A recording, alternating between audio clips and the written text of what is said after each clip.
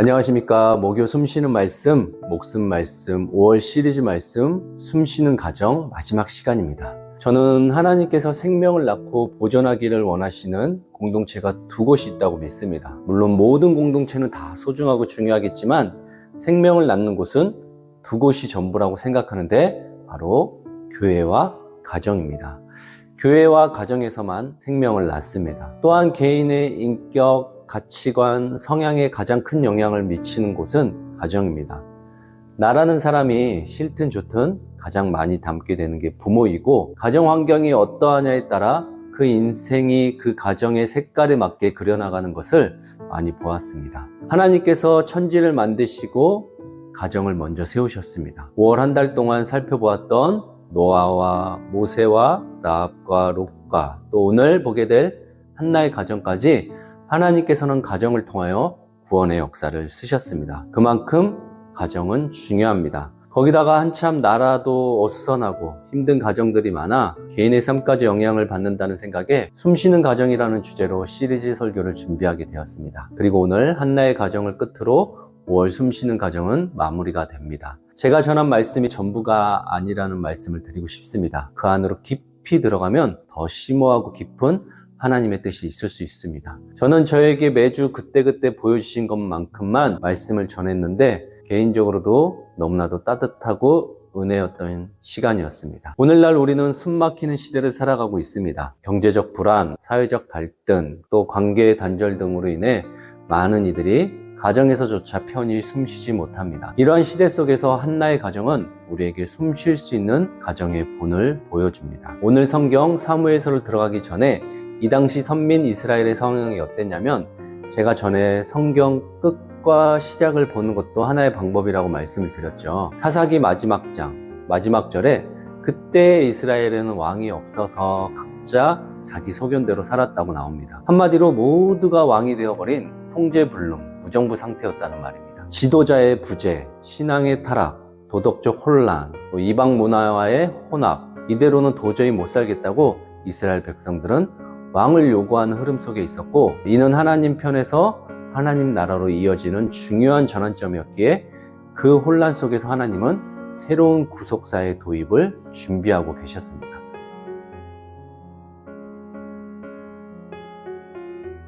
그러나 성경은 역설적으로 기록되어 있습니다. 사무엘상 1장 4절 5절에 보시면 엘가나는 매년 실로로 올라가 번제와 화목제를 드렸습니다. 화목제는 제사 후 제물의 일부를 가족과 함께 먹으며 교제하는 잔치 형식의 제사였습니다. 이때 제물의 고기를 가족들에게 분배하는 것은 가정의 축복과 위계를 표현하는 행위였습니다. 지금은 시대가 많이 달라지기는 했지만 그때는 남자가 가장으로서 생계를 책임지고 불임나는 자녀가 많았기에 많은 몫을 정당하게 받았습니다. 이 당시 문화가 여성의 가치를 출산에 크게 의존했다는 사실을 반영합니다. 여기까지는 이해가 되는데 엘가나가 아이도 없는 한나에게는 갑절 2배의 몫을 한나에게 제공합니다. 이유는 다른 게 아니라 사랑해서라고 합니다. 분인나는 안 사랑하나요? 그리고 분인나는 자신의 아이까지 낳아줬잖아요.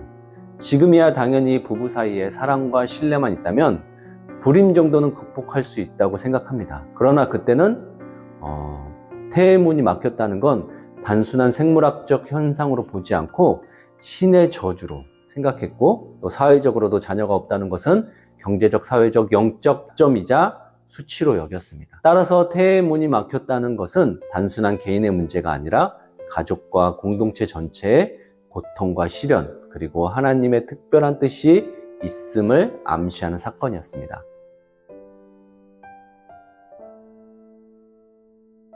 엘가나는 조건 없는 사랑을 한나에게 주었지만 그러나 여호와께서 임신하지 못하게 하셨다라는 구절이 바로 이어집니다.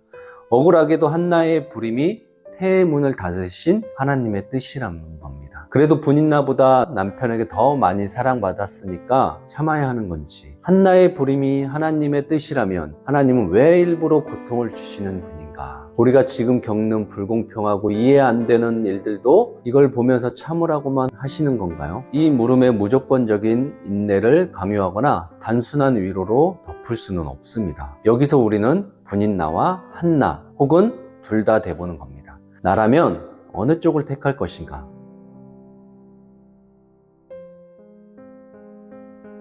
성경에서 인물은 옛날 역사 속 인물이 아니라 오늘 나입니다. 분인나부터 한번 보겠습니다.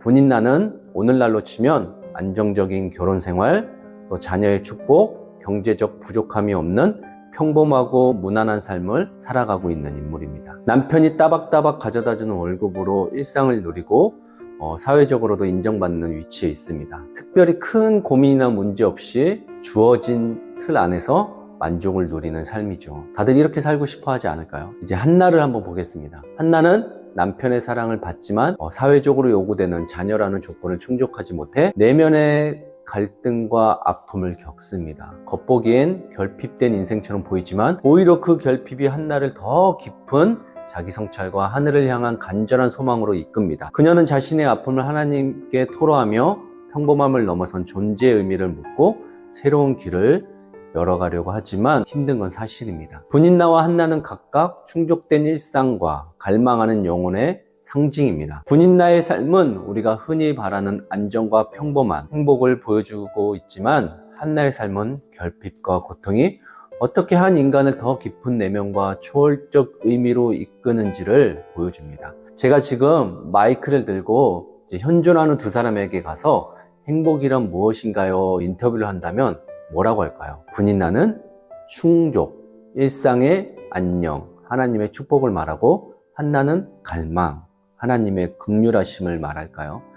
대부분의 설교자들이 한나의 이야기를 한다면 어떻게 말씀을 전할까 생각해 보았습니다. 결국 한나의 이야기는 결핍과 고통이 오히려 하나님의 특별한 계획과 만남의 통로가 될 수 있으니 지금의 삶을 힘내고 이겨내야 한다고 선포해야 할까요? 하지만 이것은 깊은 자기 성찰과 초월적인 믿음이 없이는 불가능한 거라, 즉 경험과 체험이 있어야만 자신에게 실제로 될 수 있는 영역이라 저는 쉽게 함부로 말하기가 조심스럽습니다. 저는 건강한 두 자녀가 있습니다. 신체적으로 너무나 건강해서 이제 어디 가자고만 하면 카드만 놓고 가라고 할 정도로 부모의 손을 많이 떠나 알아서 먹고 알아서 놀고 합니다. 사춘기라 비 맞히느라 눈치를 많이 보고 한숨 쉴 때가 많아요. 나의 자유를 박탈하고 집안 소득의 상당 부분이 자식에게 들어가고 내가 낳았고 사랑한다는 이유로 감당하고 살아야 할 영역들이 많이 있습니다. 그리고 제가 사랑하는 성도님 중에는 오랜 시간 불임으로 또 여러 차례 시술로 몸도 마음도 많이 상하신 분이 계셔요. 그러나 두 분이서 너무 행복하게 잘 살고 계시고 신앙생활도 열심히 하십니다. 누가 축복이고 누가 결핍이라고 말할 수 있나요? 그건 쉽게 서로를 판단할 수 없는 영역입니다. 그러나 한나를 보면 뭔가 찾을 수는 있을 것 같습니다. 자, 사무엘상 1장 1절을 보시면 엘가나가 에브라임 사람처럼 보이지만 역대상 6장에 보시면 엘가는 레위 지파 출신이며 고핫 자손, 한마디로 제사장 계열입니다. 그러나 레위 지파는 기업이 없고 흩어져 살았기 때문에 거주 지역이 에브라임에 살고 있어서 에브라임 사람이라고 불렸지만 예배와 말씀의 사명을 받은 레위 가문입니다.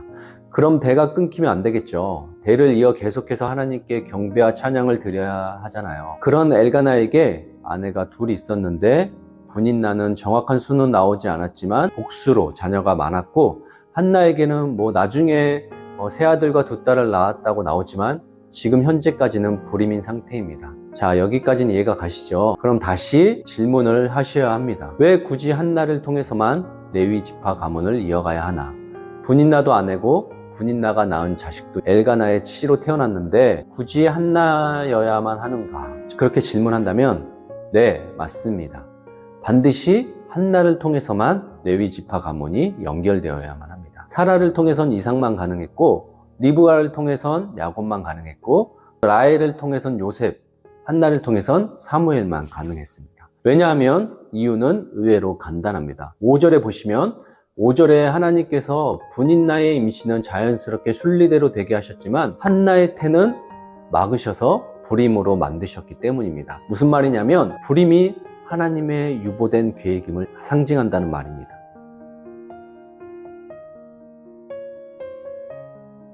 최근 한국의 불임 여성의 비율이 많이 증가하고 있다고 합니다. 제 주변에도 많이 계셔요.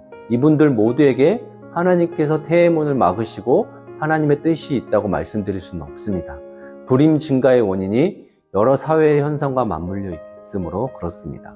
그러나 한나는 아닙니다. 한나에게는 분명한 하나님의 뜻이 있습니다. 우리가 모호하지 않은 하나님의 뜻을 발견할 때는 취해야 할 행동이 있습니다. 저에게 두 분의 멘토 선교사님이 계십니다. 근데 두 분께서 저에게 똑같이 물어보시는 게 있으셨어요. 개척한다고? 하나님께서 응답하셨나? 하나님의 뜻을 구한 건가? 하나님께서 허락하셨나? 이렇게 물으셨습니다. 예전에는 그런 말들을 하시면 수화기를 이렇게 떨어뜨려 놓고 속으로만 궁시렁궁시렁 어떻게 하나님의 뜻을 다 알아? 그냥 믿음으로 이렇게 쓰고 가는 거지. 이렇게 그랬는데 지금은 그 말의 의미를 조금 깨닫게 되었습니다. 확신이 있냐? 두렵지 않냐? 뒤돌아보지 않을 거냐? 순종할 거냐? 사람에게 손 벌리지 않고 하나님께 구하고 갈 거냐? 이렇게 해석이 됩니다. 자, 중요한 얘기를 할 건데 우리가 살다 보면 우리의 인생 여정에 분나와 같은 일상의 평범한 은혜를 누리고 살 수도 있고 한나와 같이 남들 다 누리고 사는 평범한 일상도 누리지 못하고 살아가는 삶도 있을 수 있습니다. 그렇죠? 남들 다 아는 취업과 이직, 남들 다 아는 결혼과 출산, 남들 다 아는 노후 준비와 여가 생활. 그러나 그것이 축복이고 저주고 하나님의 뜻이고 아니고는 어떻게 알 수 있나요? 분인나와 한나, 당사자들을 통해서 알 수 있습니다. 주변 사람들은 다 지나가는 엑스트라예요. 무슨 말이냐면 그들의 삶의 태도에서 각자에게 주관적으로 나타난다는 말입니다. 로마서 4장에 보면 아브라함의 의에 대해서 설명하는 이야기가 나와요. 일하는 자들이 받는 월급을 누가 은혜로 여기겠냐고. 그냥 자기가 고생해서 땀 흘리고 수고해서 받은 월급이지 그러면서 너무나도 중요한 이야기를 합니다. 경건하지 않은데 나는 경건한 사람이라고 스스로 자아도취에 빠져 사는 게 아니라 경건하지 않음에도 경건하게 바라봐 주고 오히려 의롭다고 여겨주시는 분이 있는데 그걸 믿는다는 겁니다. 그래서 당장 아무것도 못해도 살 수 있다는 겁니다. 그것을 믿는 사람에게 그것을 의로 여기겠다고 합니다. 그러면서 아브라함의 의를 얘기하니까 사람들이 의문을 가지고 또 물어봅니다. 그러면 그렇다 치고 아브라함의 의는 할례를 받기 전이냐 할례를 받고 나서냐 율법을 가지고 오니까 바로 대답합니다. 할례를 받기 전이다. 그 말은 뭐예요? 할례랑 상관없다. 종교적 열심이 할례보다 더 중요한 것이 그것은 믿음이다.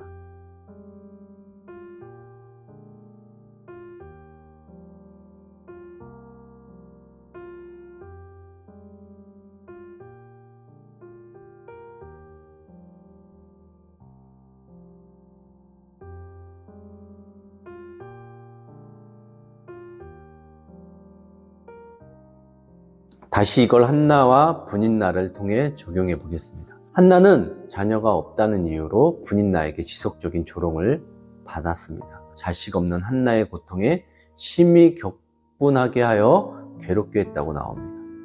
감정적으로 격분하게 하고 지속적으로 상처를 주며 심리적으로 흔드는 행위를 한 것입니다. 죽으라고 한 거나 다름없는 거예요. 사람을 이렇게까지 괴롭게 해서는 안 됩니다. 나의 말과 행동으로 누군가가 이 지경에 처할 수 있다는 것을 기억하고 절대로 여기까지 가서는 안 됩니다. 그녀의 고통은 단순한 개인적인 아픔을 넘어 사회적 수치와 가정 내 갈등으로 이어졌습니다. 그러나 한나는 이 고통을 하나님께 아뢰며 기도했습니다. 통곡하며 입술만 움직이며 기도할 때 제사장 엘리는 그의 입술만 보고 술에 취한 사람 같다고 할 정도로 이렇게 조롱하기도 했습니다. 한나가 지금 분인나에게 질투가 나고 아이가 없어서 그런 걸까요?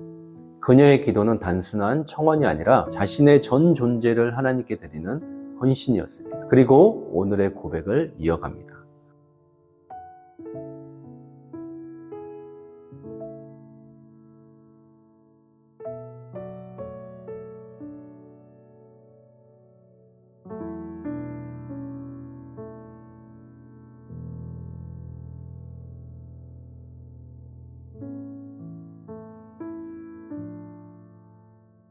한나는 하나님께서 아들을 주시면 그를 평생 하나님께 드리겠다고 서원합니다. 이 서원은 단순한 약속이 아니라 자신의 가장 소중한 것을 하나님께 맡기는 믿음의 표현이었습니다.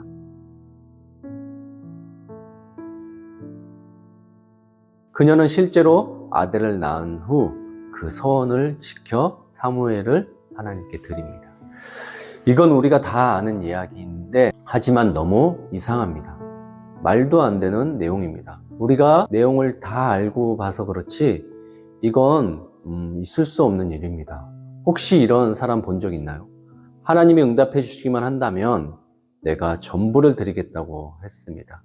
말로는 이렇게 할 수 있어요. 너무 간절하고 너무 말도 안 되는 상황이니까 도깨비 방망이 두드리듯이 일단 보여만 달라고 할 수 있다고. 그러나 그 말씀 쏙 다 들어가지 않나요? 응답만 받으면요. 얼마 전 어떤 청년이 그러더라고요. 목사님, 제가 로또만 당첨되면 그걸 다 목사님 교회에 지어드릴게요. 야, 뻥치지 마. 진짜 돼버리면 그 건축 헌금 다 낼 수 있을까요? 그러면 한나는 어떻게 이게 가능했을까요? 그녀가 네데르 했기 때문입니다. 맹세예요.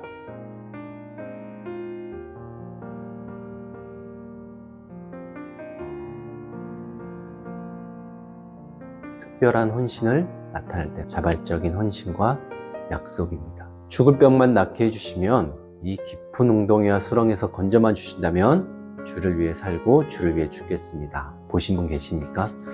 그렇게 간증하며 사시는 분 계실 수도 있죠. 그럼 그게 가능해지려면 네데르 해야 가능합니다. 그리고 그것을 반드시 삶으로 지켜내야 합니다. 이 서원이 성경에서 또 어디에 등장하냐면 창세기 28장 20절에 나옵니다.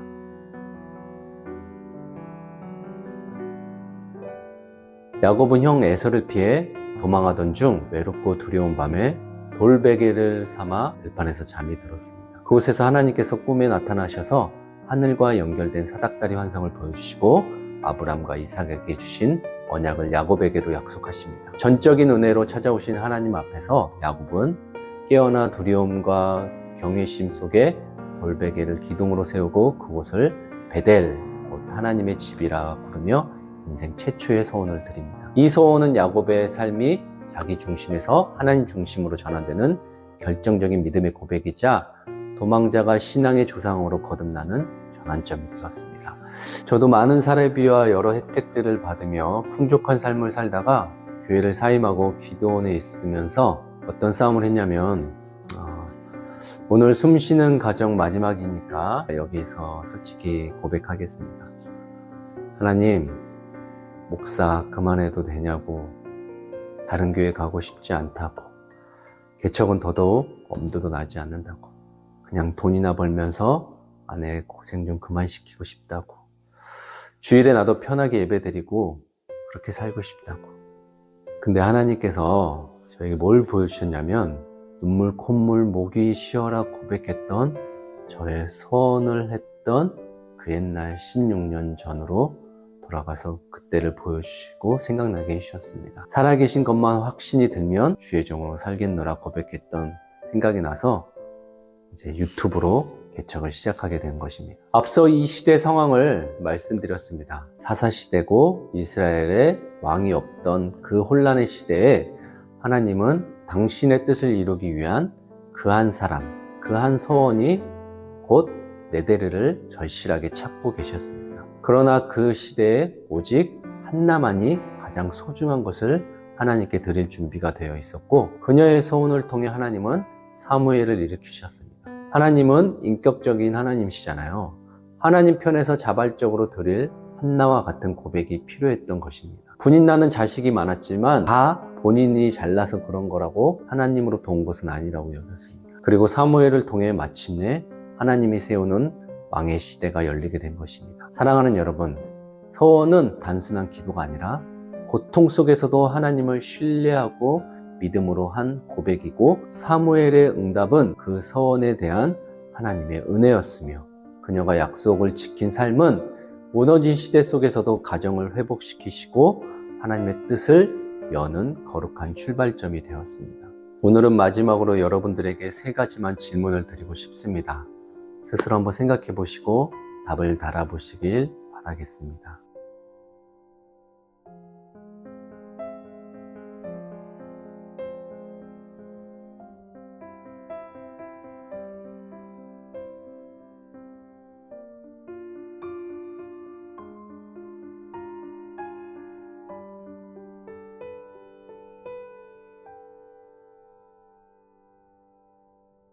네.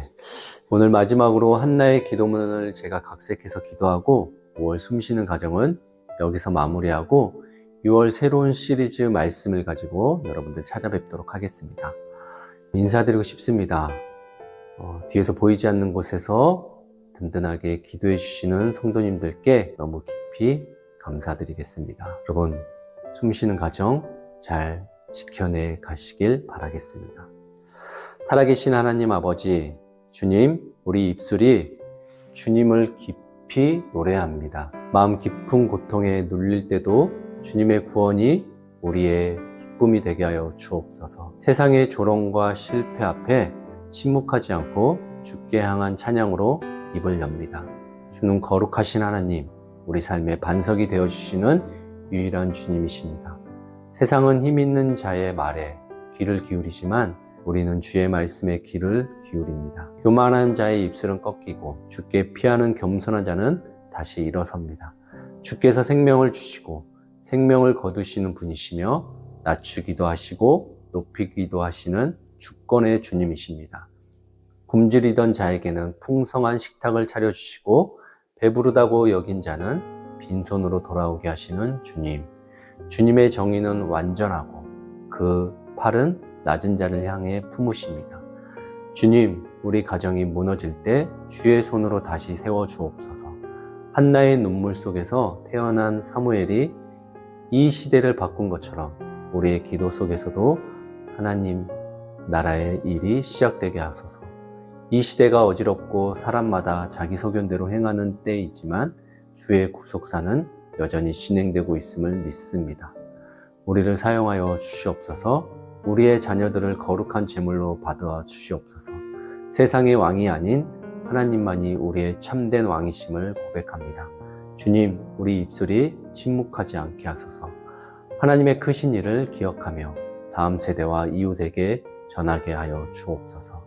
사무엘을 부르시던 음성으로 우리 또한 부르시고 사용하여 주옵소서. 감사드리며 살아계신 예수님의 이름으로 기도드립니다. 아멘.